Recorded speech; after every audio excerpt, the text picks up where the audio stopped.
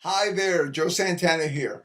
I want to be your partner in creating the best employee group leadership development program that was ever offered on the internet. But before we go any further down that road, let me start by telling you a little bit about me and why I feel so strongly about the need for organizations to develop the leadership skills of their BRGs and their ERG leaders.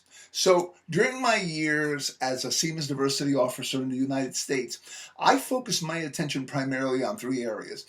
One, working with business leaders to understand the needs of the business. And two, working with function leaders to find ways to embed diversity and inclusion to areas like hiring, engagement, purchasing, etc. And the third one, which was equally important to all the others, was working to understand and develop my employee network community leaders. Now, the reason why I included employee network leaders in this top three list was because I found that it was employee networks where the D&I rubber meets the measurable business result road. And that's still the case today. Look at almost every example of where D&I has recently had a big impact. And you're going to find that when that impact happened in the workforce or in the workplace or in the marketplace, that somehow there were one or more ERGs or BRGs that were at the center of that. And here are just four examples, three in the marketplace and one in the workplace. One, an airline who uncovered and secured an out of the gate $1 million of business opportunity. What was the catalyst? One of the BRGs pointed out that certain religious groups travel at regular, predictable times of the year, and the company used that in order to create a new offering.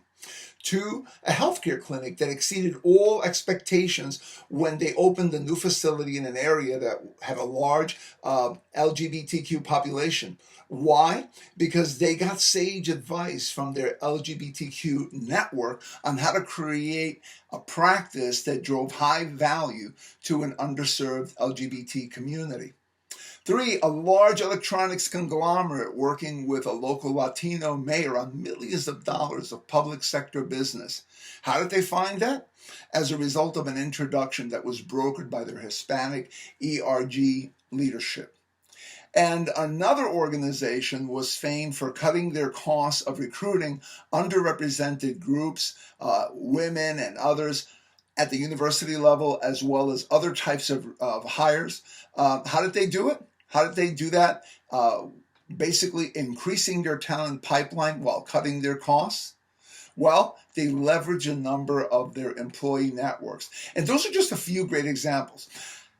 However, we all know that that's not always the case, right? We all know some employee networks that don't produce these types of stellar results.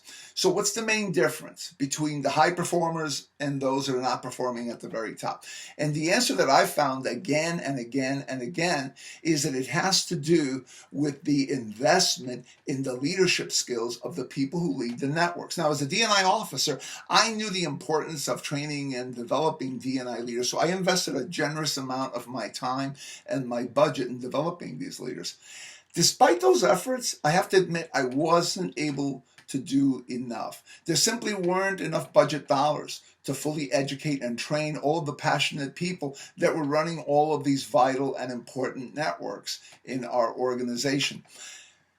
So, not able to pay for all that training and that development and at the same time cover all the other expenses, I found myself thinking that my challenge was very similar to what Ratan Tata faced when he was looking out at the multitude of people in India and realizing that they certainly needed some type of transportation, ground transportation solution, but they couldn't afford the kind of ground transportation solution that was offered in the West for 20 or north of 30K, right?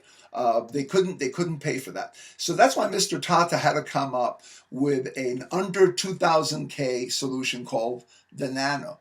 What I needed was a leadership development vehicle like the Nano, a solution that had the top quality of a great leadership development program, but at a price point that wouldn't break those constrained diversity and inclusion budgets.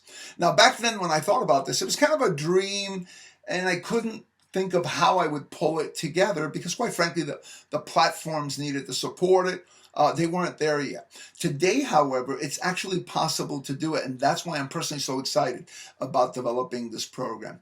Now, before raising the funds that we need to build this leadership program, which, by the way, investing in helping to build this leadership development program would cost an organization far less than just training one person using some of the old methods that have been available for a while, or training one cohort of people. So we're talking about an investment that's not really that large. But what I want to do before we get to talking about that is I want to talk to you a little more about when, why, and how I plan to work with you to build something like that. So I invite you to sign up to receive our 5 short informative emails over the course of the next few days and learn more. Learn more about it. So thanks for tuning in. I look forward to partnering with you to build the best employee group leadership development program ever offered from the cloud, and more to come. Thanks again, and have a great rest of your day.